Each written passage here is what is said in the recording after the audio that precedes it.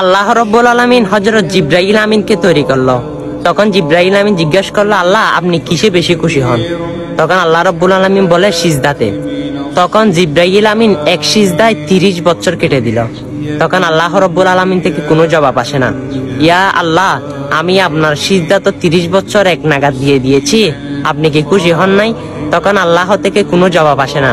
তখন আমার আল্লাহ জিবরাইলকে ঘোষণা দেয়, এই জিবরাইল আরশের দিকে তাকাও। তখন জিবরাইল আমিন আরশের দিকে তাকালো, দেখে সেখানে লেখা লা ইলাহা ইল্লাল্লাহ মুহাম্মাদুর রাসূলুল্লাহ সাল্লাল্লাহু আলাইহি ওয়াসাল্লাম। তখন জিবরাইল আমিন জিজ্ঞেস করে, আল্লাহ এই কালেমার সাথে আমার এই সিজদার সম্পর্ক কি? তখন আল্লাহ রাব্বুল আলামিন কুদরতে জবানে বলে, আমার একজন নবী আসবে, তিনি হচ্ছে সর্বশ্রেষ্ঠ এবং সর্বশেষ নবী হযরত মুহাম্মদ মুস্তাফা সাল্লাল্লাহু আলাইহি ওয়াসাল্লাম। হ্যাঁ, সেই নবীর উম্মতের জন্য 5 ওয়াক্ত নামাজ ফরজ করা হয়েছে এবং 17 রাকাত ফরজ 5 ওয়াক্ত নামাজে। যখন 17 রাকাতে 2টি করে সিজদা থাকবে, তখন সিজদা থেকে সুবহানা রব্বিয়াল আলা বলবে।